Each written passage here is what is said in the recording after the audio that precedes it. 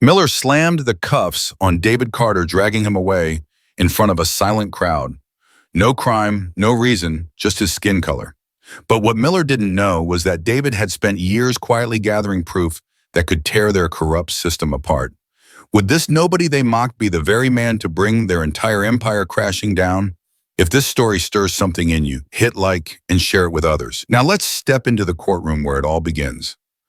I was there that morning, the kind of morning you barely notice because everything feels the same.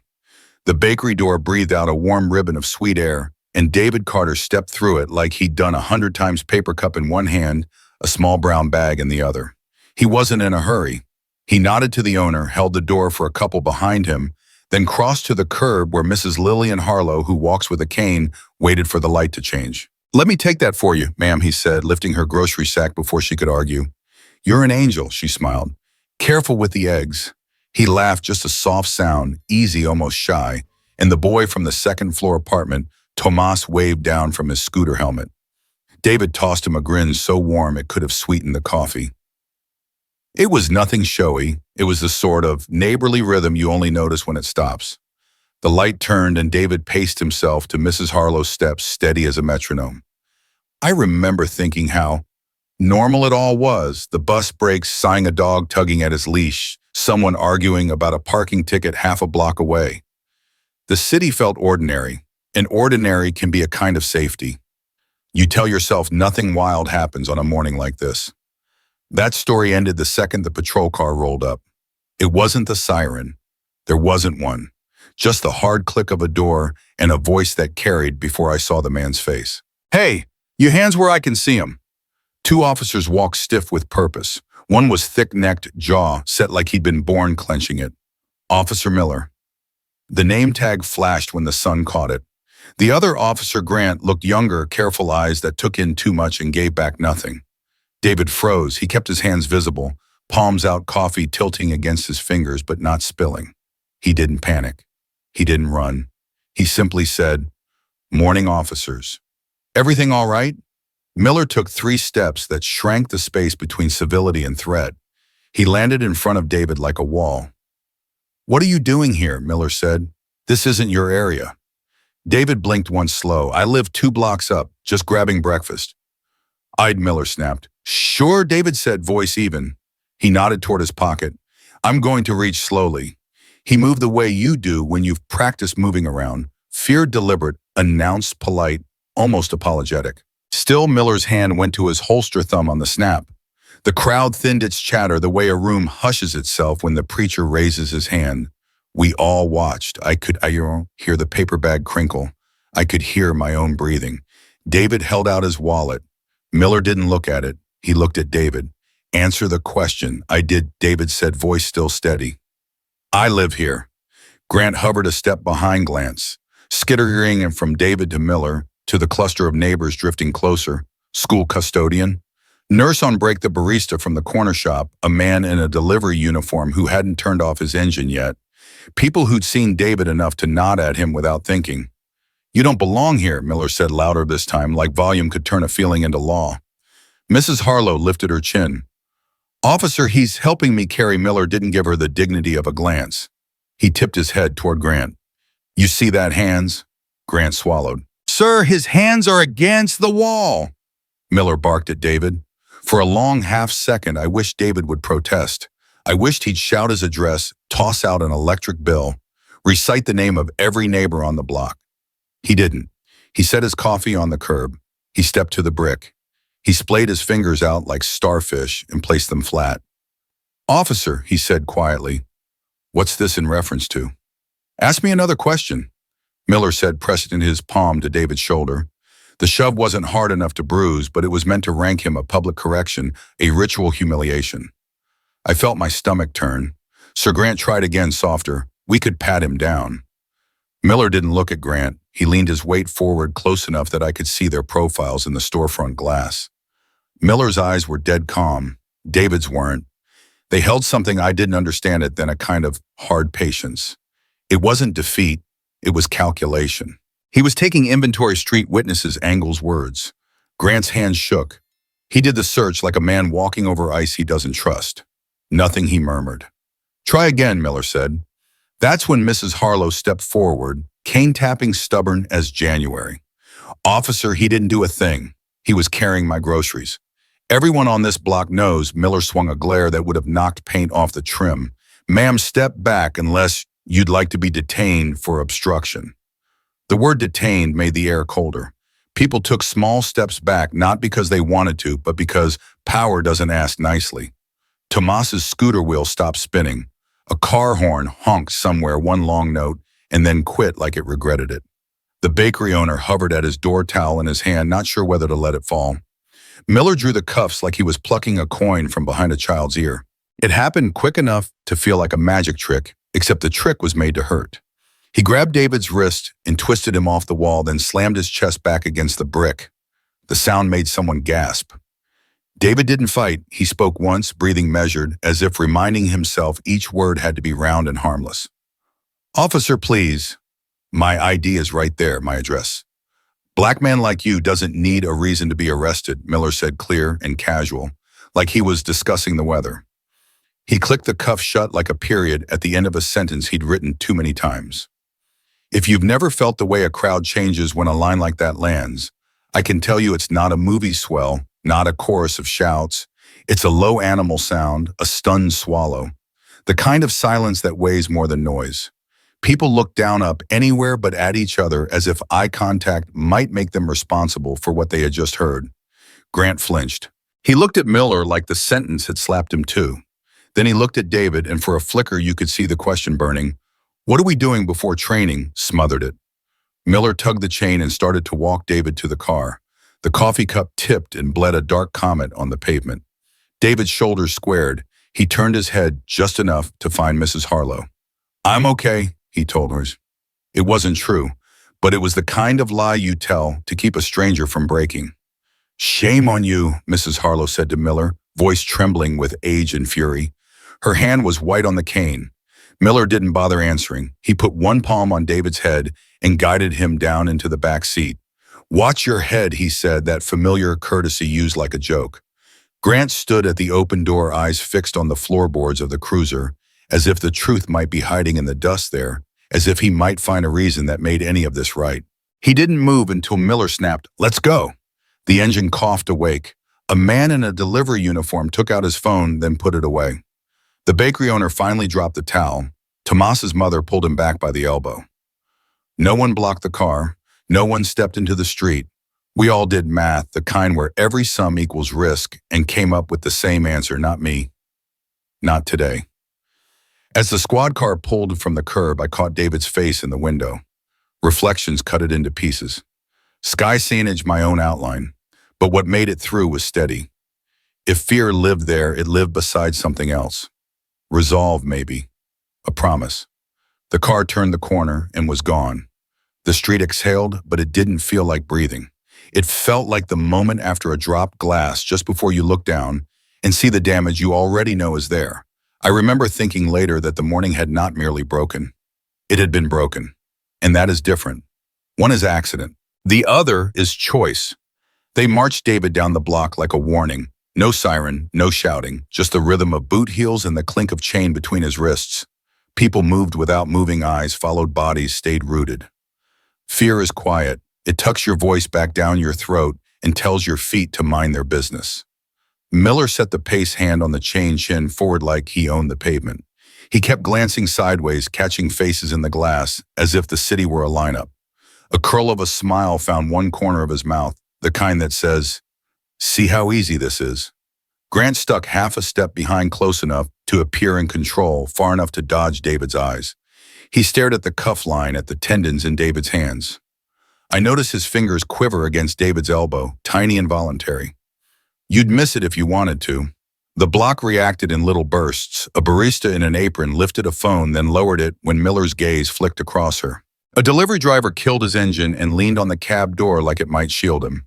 A mother pressed her palm on her boy's helmet and turned his head away. We all pretended to be walls. This is wrong.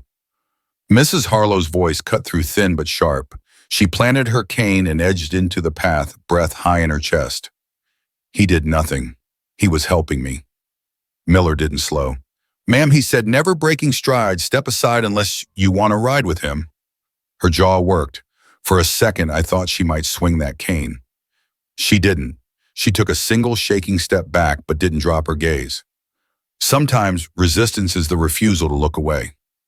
Miller angled David toward the cruiser. Keep it moving, he said like he was pushing a line through a turnstile.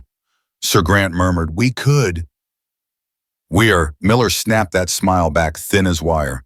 A city bus sighed up to the curb and then catching the scene hissed back away. The driver looked down at the street like it had asked the question, what are you going to do? His doors closed with a soft regret. David stumbled once when his shoe caught on a crack. Miller didn't adjust, he tightened. The cuffs bit. David steadied himself, drew a breath that seemed to hurt on the way in. He lifted his head and scanned the faces. Me, the barista, the driver, the boy. He wasn't pleading. He was tallying witnesses and finding them too human to rely on. Grant leaned close, voice barely there. Just do what he says. David nodded once. It was the kind of nod you give a storm, I hear you. I don't agree with you. I know you can take me. They were at the cruiser now. Miller opened the back door with a flourish and turned David so his chest faced the street. Watch your head, he said in that clipped courtesy, then used his palm to shove David's crown anyway. Mrs. Harlow couldn't hold it in. Shame on you, she cried. Miller's eyes flashed. You want to go to jail for obstruction, ma'am? Because I can make that happen today. Grant flinched at that, an instinctive recoil, then masked it by looking down. His throat worked like he'd swallowed a stone. If guilt makes a sound, it sounds like that swallow. They bent David at the waist and fed him into the dark. The seatbelts in the back of police cars are always placed to be awkward control by design. He searched for the strap with bound hands and couldn't reach it. The chain chattered against the plastic. No one helped. Miller waited until the struggle became a little humiliating and then clicked the buckle, himself close, quick, efficient. I was 2 strides from the curb, near enough to catch David's face in the window. The glass took the world and layered it over him, flags in the barbershop mirror, the corner store's neon hour eyes. His mouth was a line. His shoulders sat high, not because he wanted them there, but because you can't set them down when you're trying not to shake. That silence, the one he'd kept so carefully, was different now. Not strategic, not armored. Just the silence of a man who understands that anything he says will be used to break him. Miller shut the door. The sound was a verdict. He turned to the cluster of us that had become a crowd and announced, "Back it up."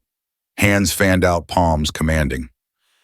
He didn't need to threaten. The badge is a megaphone all by itself. Grant drifted to the far side of the car and rested his palm on the roof. He looked at David through the glass, blinked slow, and for a heartbeat I saw something crack. A decent man in a bad costume, maybe. Or a man who knew exactly what he was doing and had lost the nerve to name it. He lowered his gaze and tapped the roof twice, an old habit, a superstition from academy days, like blessing a ship he knew would sink. "Drive," Miller said. Grant slid behind the wheel. The engine cough caught, settled into its indifferent hum. I felt the urge rise in me, step out, plant your feet, become the traffic. I didn't. The calculus was fast and ugly, job, record, family, safety. I hated that math. I hated how quickly I understood it.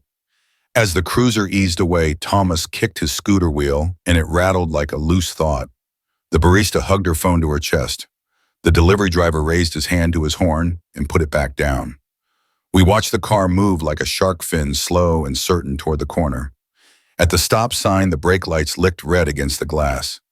David turned his head and found us again. His lips shaped a word I couldn't hear. Maybe it was okay. Maybe it was please. Maybe it was nothing at all, and I only needed it to be something. The car pivoted and took him out of our sight. The street tried to heal itself. Conversations restarted in pieces, then failed. Someone said, "What was that about?" Someone else said, "Keep your head down," like a prayer stitched for bad weather. Mrs. Harlow stood with her cane like a mast alone on the sidewalk. She wasn't crying. She looked like a woman doing math of her own and arriving at a fiercer conclusion. You'll ask why he didn't fight, why he didn't shout, throw his address like a rope name, every neighbor demand, every right. I asked myself the same thing. But I was there. I felt the weight pressing down on the hour. We all did. Sometimes the smartest thing a man can do is survive the next 5 minutes. And sometimes silence is not wisdom or strategy.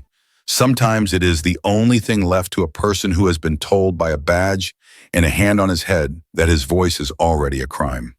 The crowd thinned. The bus came back. Life insisted. But it didn't land right.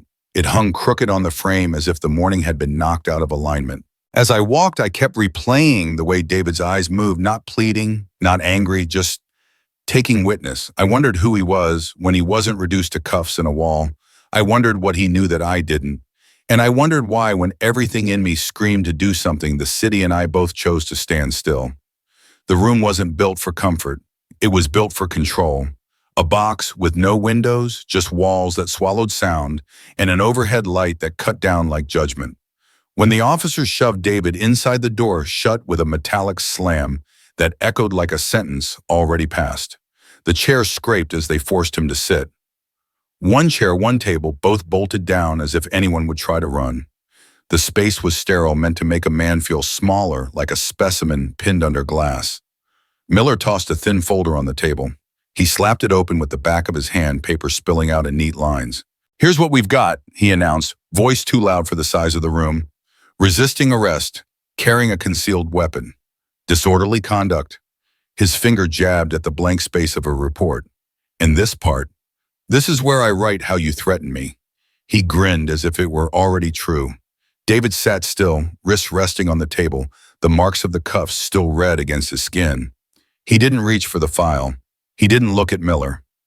He let the silence fill the air, not empty like surrender, but heavy like weight being shifted. Grant leaned against the wall, arms crossed, but his stance wasn't casual. He kept shifting from one foot to the other, eyes darting to David, then back to Miller. His jaw was tight, his shoulders stiff. You could see he wanted to speak, but didn't trust the ground he was standing on. Miller leaned closer, the chair creaking under his bulk. "You think if you sit there quiet, you win? You'll learn something today, Carter. You'll learn what silence costs." His words dripped with the kind of confidence that comes from practice. He'd said things like this before, and men had folded before him. But David didn't fold. His eyes lowered to the folder. A single sheet slid forward. His name was there, David Carter, typed bold across the top. Beneath it, old addresses, past jobs, even notes about his family. The pages weren't new. Someone had been tracking him, watching him long before this morning. I saw his expression shift. Not panic, not confusion. Recognition. Like a man who'd stumbled onto a path he already knew existed. His silence changed again in that moment. It wasn't helpless anymore. It was calculation. Grant finally broke. His voice was low, hesitant, but it carried in the stillness. "Do we really need to go this far?" Miller's head snapped toward him, eyes like gunmetal. "What did you say?" Grant swallowed. "He hasn't." "You want to lose your badge," Miller hissed. His voice dropped harsher now, the smile gone. "We write it as we need it, Grant. The paper doesn't argue." Grant's throat worked and his eyes dropped to the floor. But his hands betrayed him. They trembled where they hung at his sides. Miller shoved the folder closer, paper edges cutting across the table. "There it is, Carter. Your life on paper. One more line, one more signature, and you're just another criminal number. Nobody out there cares. Nobody will ever know." Finally, David moved. Slowly, deliberately, he pushed the folder back with 2 fingers, never breaking eye contact. The movement was quiet, but it carried more defiance than a shout. Miller smirked, mistaking silence for surrender. He slapped the table hard, the sound cracking through the room. "That's what I thought. Just another," but the mistake was his. Because what Miller didn't see, and what I did watching from the corner, was the light in David's eyes. Not a plea, not even anger. It was sharper, colder, like steel underwater. He was watching everything. The way Miller leaned on lies. The way Grant shifted under guilt. The way the folder betrayed years of surveillance. David wasn't simply enduring this moment. He was recording it. Memorizing every detail. Storing it the way a man stores tinder, waiting for the strike of a match. Miller laughed once, a sound without humor, and leaned back. "Keep your mouth shut. That's fine by me. Makes it easier to write the story myself." Grant turned his face away, but his shoulders spoke the truth, tight coiled, almost shaking. His conscience was gnawing at him louder than Miller's threats.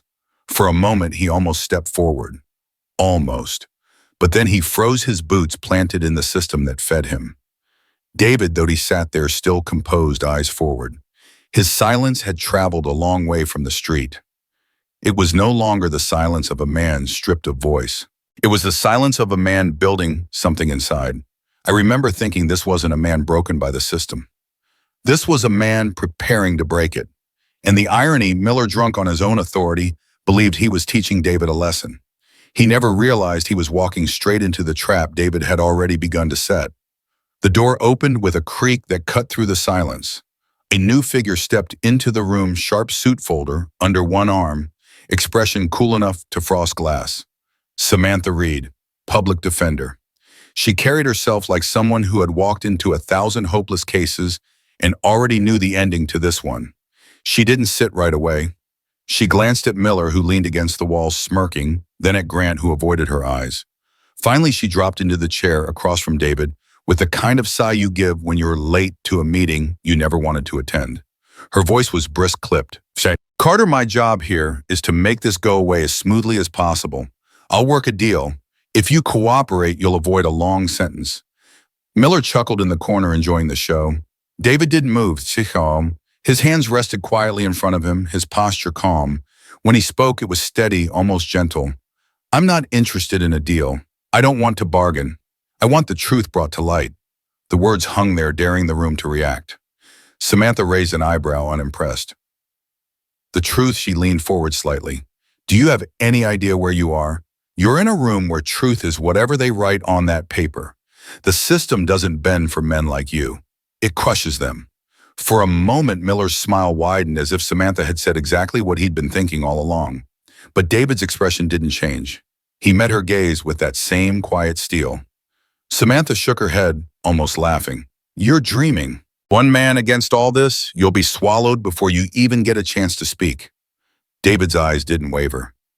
"Then I'll let them swallow me," he said softly. "But I won't choke on lies." That line caught something in her.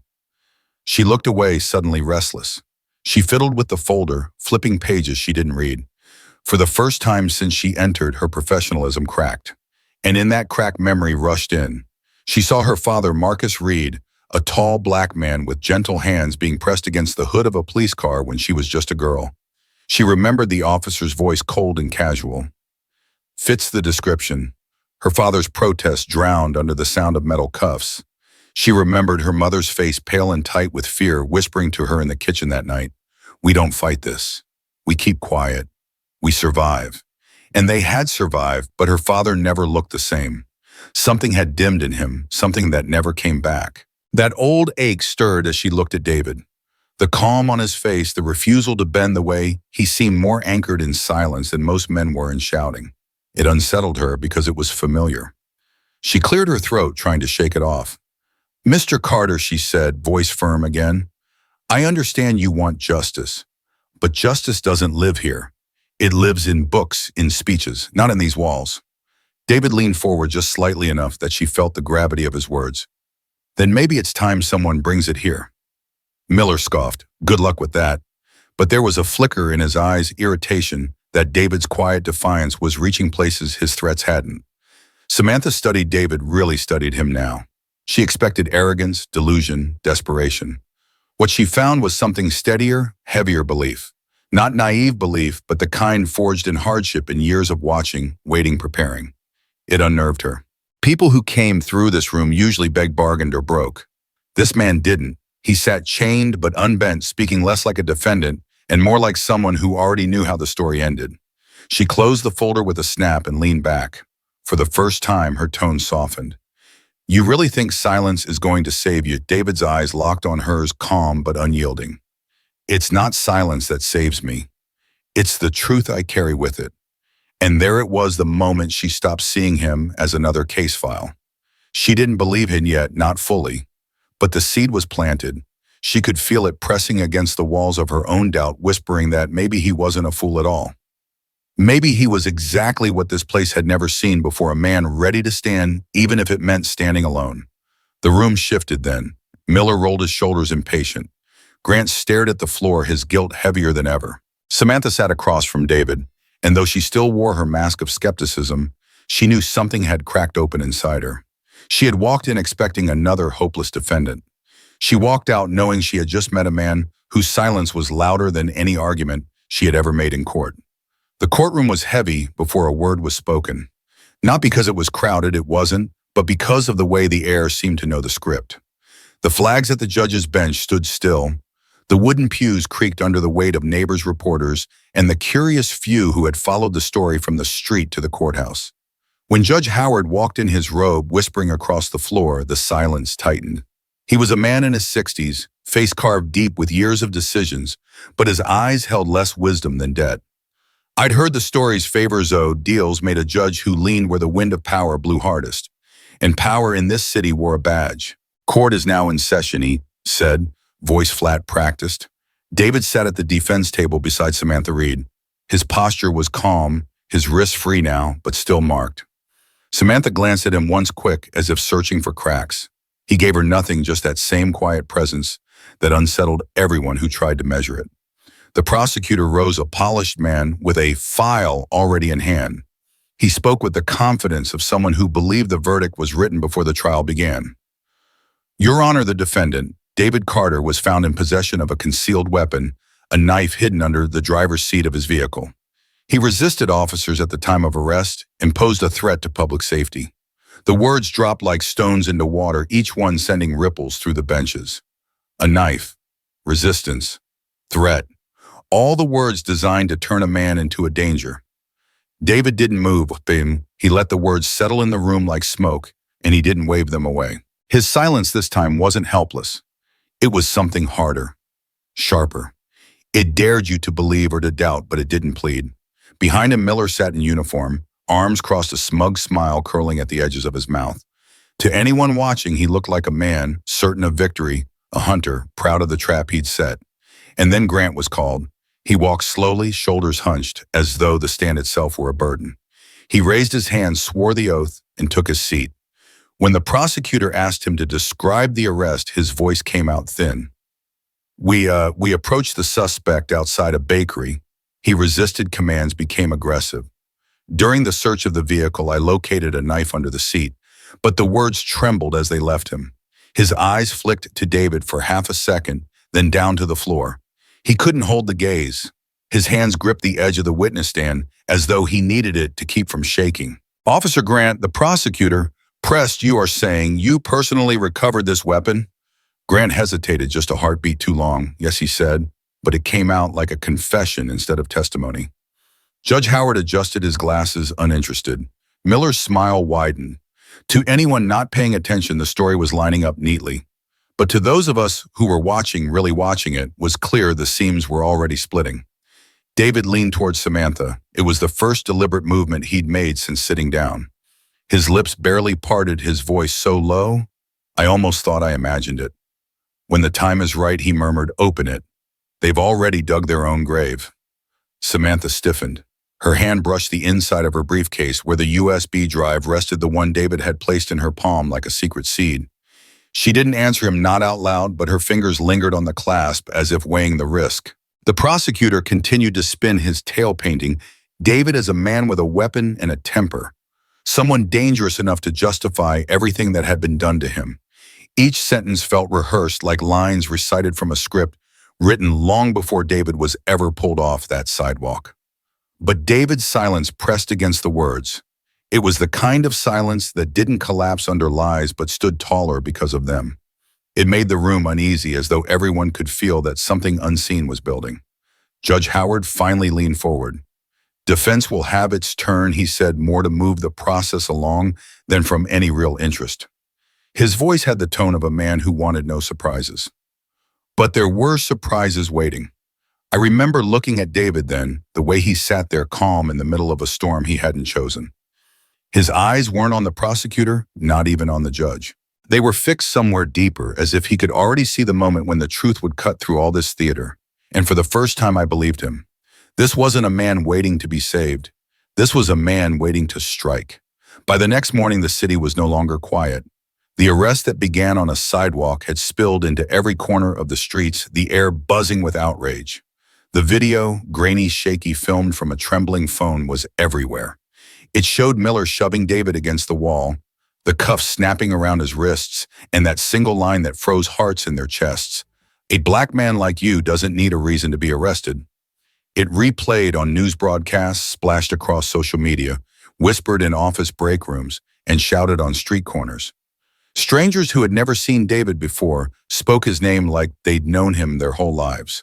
Reporters swarmed the courthouse steps, cameras clicking like a swarm of locusts.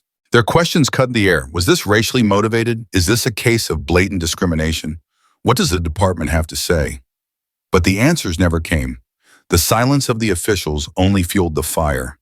By noon, the chants began. A crowd gathered outside, their voices echoing off the courthouse walls. "Justice for David. Justice for David Cardboard." Signs rose like sails. "Stop police lies. Truth cannot be cuffed. We saw it with our own eyes." In sudden, Miller watched the chaos from a narrow window in the hallway. His jaw clenched as the noise thundered outside. He turned on Grant, his voice sharp and low. "You see that? That's why you don't hesitate. Don't you dare shake when you take the stand again. You say what I told you to say." "Nothing else." Grant nodded quickly, too quickly, but his eyes betrayed him. They darted away, then down to the floor. His hands twitched at his sides like they wanted to crawl out of his skin. Miller's lip curled. "Pull yourself together. You fall apart." "We both go down."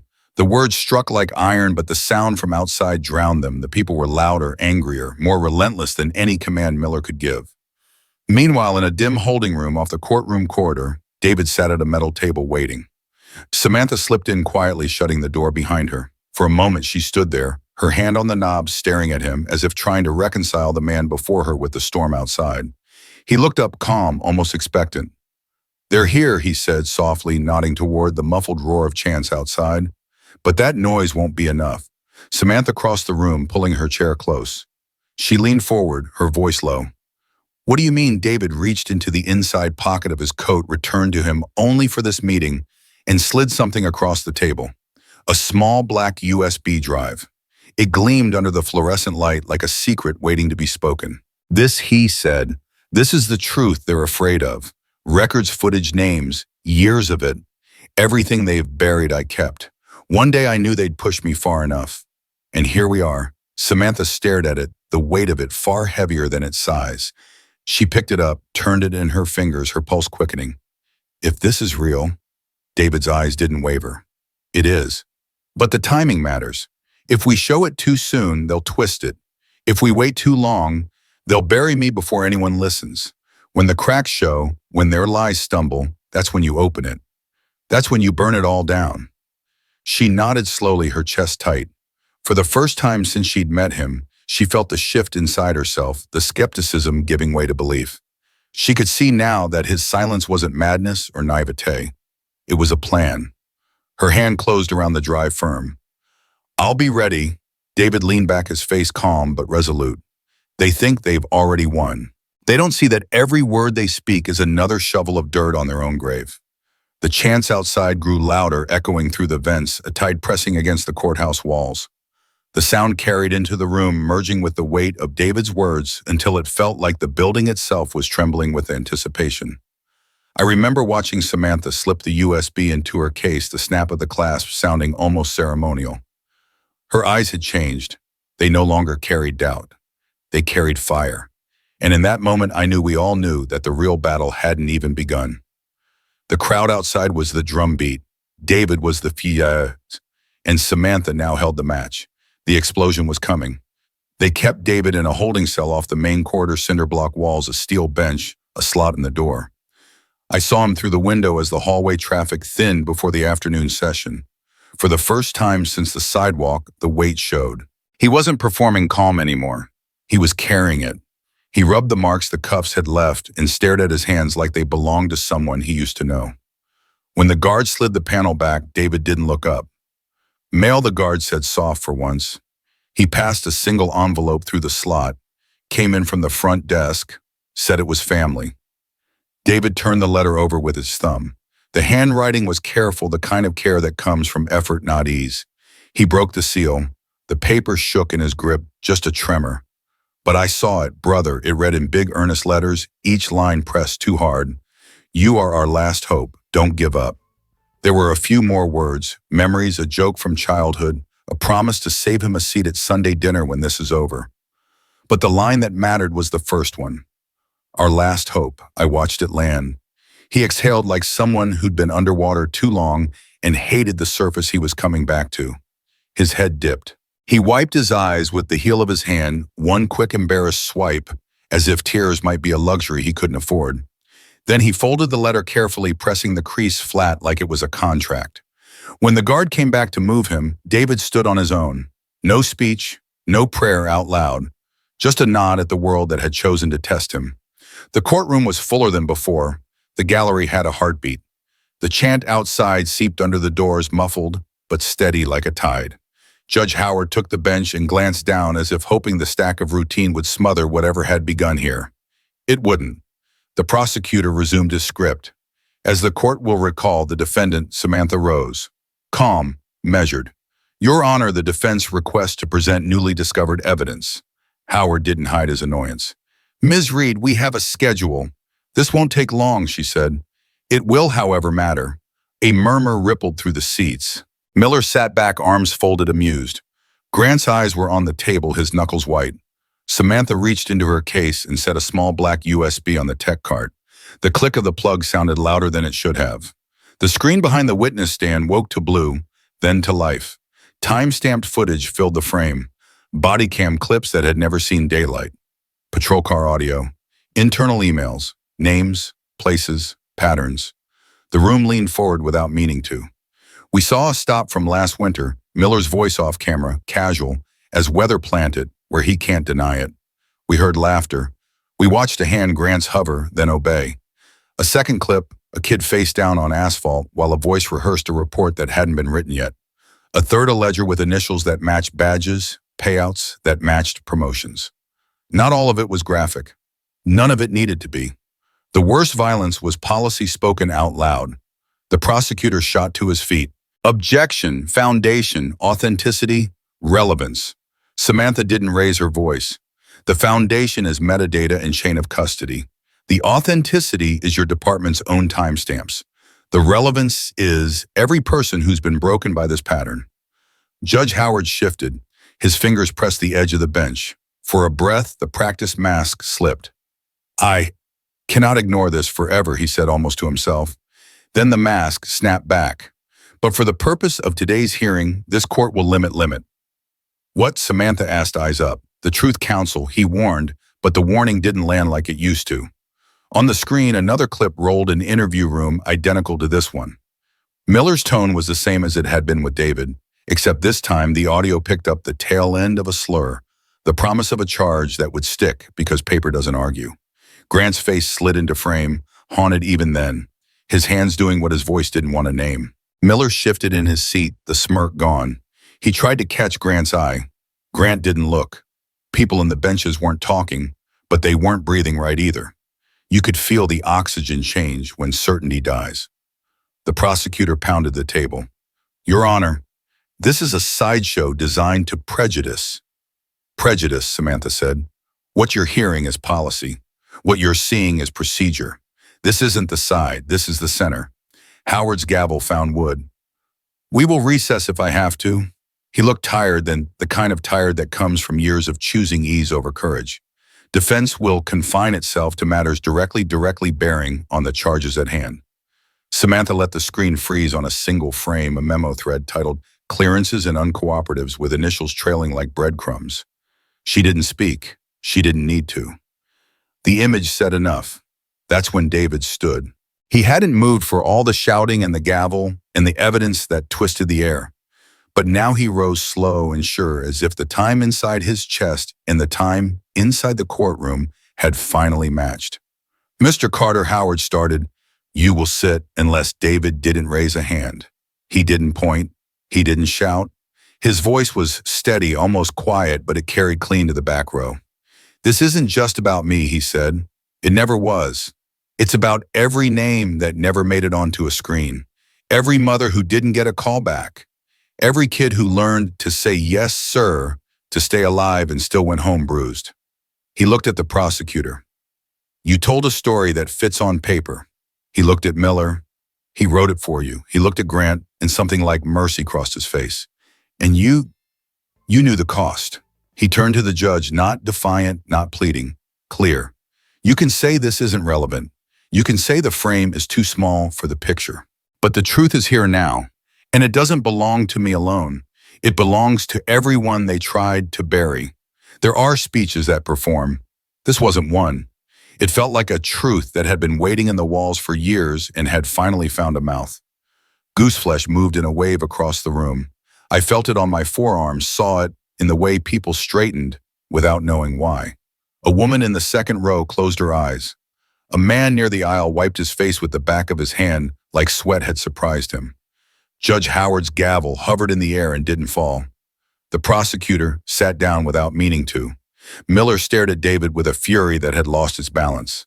Grant stared at the screen, then at his own hands as if they were suddenly foreign. Outside, the crowd's chant slipped through the seams of the building and braided with the silence inside until it was impossible to tell which was louder. The moment broke only because all moments do. Howard cleared his throat. We will reconvene after a brief recess, he said, voice thin. He stood too quickly, robe fluttering like a retreat flag. As the room emptied in stuttering lines, Samantha touched the USB with 2 fingers like confirming it was real. David sat back down. He didn't look victorious. He looked ready. The fuse that had been laid piece by careful piece was lit now. And everyone who had struck matches in the dark, every memo, every staged report, every laugh could feel the heat finally coming for them. When the court reconvened, the weight in the air was different. The evidence had left its scars and everyone knew it. But Judge Howard sat higher on the bench robe, draped like armor, and tried to sound as if control still belonged to him. This court will not be rushed, he said. His gavel tapped once a nervous tick disguised as authority. We must review procedure, chain of custody, admissibility. Until those matters are settled, this material cannot dictate the course of justice. The words were a stall, plain to anyone listening. He wasn't rescuing order. He was buying time. Miller leaned forward in his seat, veins pulsing at his temple. His face was red, his jaw working like a vice. When Howard spoke of delaying, Miller couldn't hold it in. He shot to his feet, voice cracking the silence like glass under a hammer. We won't let a black man destroy this system. The sentence rang out sharp and ugly, stripped of polish, stripped of excuse. It was the raw truth beneath all the paperwork laid bare in front of every witness, every reporter scribbling notes, every camera lens fixed on him. Gasps rippled through the gallery. Some clutched their mouths. Others sat rigid, eyes wide. It wasn't shock that racism lived in the bones of the machine. It was shock to hear it spoken without disguise. The tension in the room became a wall. You could feel it pressing on your chest, making it hard to breathe. Samantha rose slowly from the defense table, steady as a blade being drawn. She didn't raise her voice. She didn't need to. Your Honor, she said, turning her head toward the bench, you just heard it with your own ears. This is not speculation. This is not rumor. This is the truth spoken by the very man who claimed to uphold the law. Howard shifted, robe rustling, as though it might shield him. His mouth opened, but no words formed. Grant sat at the witness stand, pale, his fingers twitching on the wood rail. He had carried the weight of lies for days, maybe years. Now the cracks were splitting faster than he could patch them. He stared at Miller, then at David, then at the gallery, at all of us, really as if searching for a verdict he could live with. And then he snapped. He pushed back from the stand so hard the chair screeched against the floor. His voice tore out of him, raw and shaking.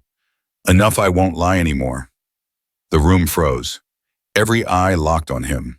Grant's chest heaved as though he had run a mile in a single breath. He pointed toward Miller, toward the file, toward the poisoned structure they'd built together. I planted what he told me to plant. I wrote what he told me to write. I knew it was wrong, and I did it anyway. But I won't. His voice cracked, but he forced it out. I won't keep doing it. Not here. Not today. His head dropped. Shoulders caved. I'm guilty too. The gallery erupted. Gasps turned into cries, shouts, disbelief breaking into the open. Some wept, some cursed. Some clapped hands against the benches like the start of a storm. Outside, the chant picked up again, louder, surging through the walls until it felt like the building was trembling with the sound, justice for David Miller, barked something incoherent words lost under the uproar. He lunged as if to drag Grant back into silence, but deputies were already moving. His mask was gone now. What stood there wasn't authority, it was panic. And in that chaos, the system revealed itself. Not as unbreakable, not as untouchable, but as cracks splitting from the inside, betrayed not by outsiders, but by its own hands. For the first time, the courtroom didn't belong to them anymore. It belonged to the truth that had finally broken loose. The gavel never came down again. The room was still vibrating from Grant's confession when the doors at the back of the courtroom burst open. Not slammed, not careless, the kind of entrance that carried weight. Authority doesn't need to shout, it announces itself in presence. Every head turned. A line of men and women in dark suits filed in, badges glinting at their belts. They weren't local deputies. Their steps were sharper, heavier, the kind that told you they answered to no one in this room. And then I saw him. At the front of the line walked Marcus Carter, older than David by a handful of years, dressed in the unshakable composure of a man who had lived long inside the gears of government. He was no stranger to courts, no stranger to the machinery of law, but today he wasn't here to uphold it. He was here to break it open. A murmur spread across the benches. Reporters snapped to attention, cameras rising like weapons. Miller's smirk died on his lips, his jaw slack as recognition hit him. Judge Howard's eyes went wide, then dropped like a man remembering a debt he could never repay. Marcus stopped in the center aisle. His voice was steady, resonant, each word landing like a stone. From this moment forward, he said, this entire network, this department, this courthouse, this chain of corruption will be placed under federal investigation. The silence after was not silence at all. It was the sound of a system gasping. Miller surged halfway to his feet, fists balled, but no sound came out. His body seemed to fold back under its own fury. Howard didn't rise at all. His head hung low, his gavel lying useless beside his hand. And Grant's shoulders trembling, buried his face in his palms, and wept not just for his guilt, but maybe for the release of finally naming it. But the real weight of that moment wasn't Marcus's authority. It wasn't the suits lining the aisle or the flash of federal credentials. It was David. Because the truth of it was that the USB, Samantha had plugged in the files, the recordings, the trail of rot that had just unraveled this courthouse, had been collected by him. For years, quietly, patiently, he had gathered names, tracked payments, saved tapes others would have erased. He'd carried it alone, waiting for the day the system that hunted him would give him the stage to use it. Marcus was the hand that signed the order, but David was the man who built the case. The system wasn't crumbling because of an outsider's intervention. It was crumbling because the man they had tried to bury it had armed himself with the truth long before they ever laid eyes on him. I remember the look on Marcus's face when he turned to his brother. It wasn't pride loud enough for the cameras. It was something quieter. Respect, gratitude, an acknowledgement that while his title could swing the hammer, it was David who had laid the foundation. The crowd outside roared louder, their chants spilling through the walls, fusing with the chaos inside until the whole building seemed to quake. Justice for David, justice for David, for Miller, for Howard, for every official who had hidden behind the weight of the bench or the shield of a badge. There was no shield left. For Grant, there was nothing but the truth and the tears that followed it. And for David, there was no triumph on his face, no grin of victory. Just a calm resolve that the same silence he had carried from the beginning now finally understood. Not weakness, not surrender, but the weapon that had led him here. That was the moment the system broke, not with an explosion, but with a collapse from within. And we all saw it. The storm broke fast. By nightfall, every news channel in the country had the same headline splashed across its screen: police, prosecutors, and even a sitting judge arrested in sweeping corruption probe. Anchors spoke in breathless tones. Commentators called it a justice storm, the kind that rattles windows and peels away everything rotten underneath. Clips from the courtroom circled on Luke Miller's outburst, Grant's trembling confession, the USB revelations, and Marcus Carter's declaration. But it was David's quiet words that caught fire, replayed again and again across televisions and phones. This isn't just about me. It never was. Outside the courthouse, the crowd swelled into something alive. The chants grew louder, unified, relentless. For once, the noise wasn't ignored, it was heard. The system that had silenced so many had finally been forced to listen. Samantha stepped through the courthouse doors into the roar.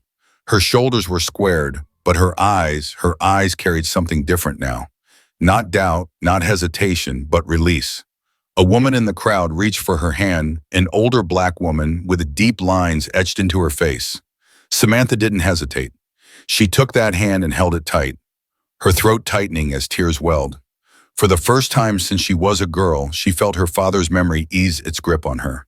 She had stood where her mother couldn't. She had not stayed silent. The press surged forward when David emerged. Cameras flashed, voices tangled into a storm of questions, but one rose clear above the rest. "Mr. Carter, are you a hero?" He stopped on the courthouse steps, sunlight breaking through the clouds behind him. He didn't puff his chest or smile for the lenses. He simply shook his head, his voice calm and plain. "I'm not a hero. I'm just a man who refused to stay silent." It landed heavier than any headline. The crowd stilled, then erupted not in chaos but in affirmation. Cheers rang out, fists lifted high, the chant reborn. "Justice, justice, justice." Near the front, Mrs. Harlow stood leaning on her cane. Tears ran down her cheeks as she clapped her frail hands loud against the noise. She had seen him that morning on the sidewalk, coffee in one hand, groceries in the other. Now she saw him stand as proof that truth, when carried long enough, can break even stone.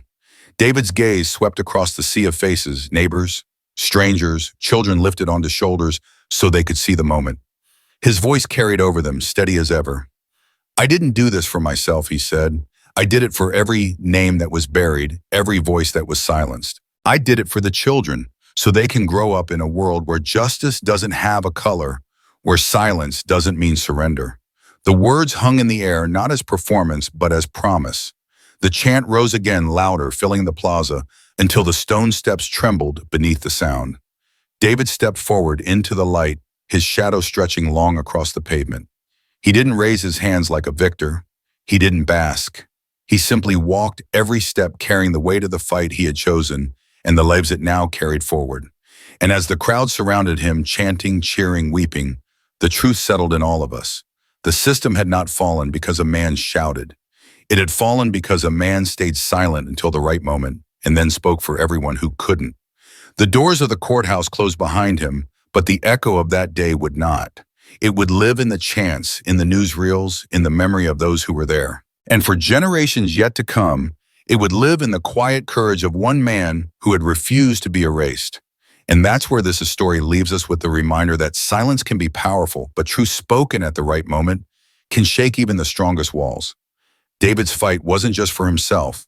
It was for dignity, for justice, and for the generations who deserve a world built on fairness, not fear. If this story moved you, take a moment to hit the like button and share it with someone who needs to hear it today.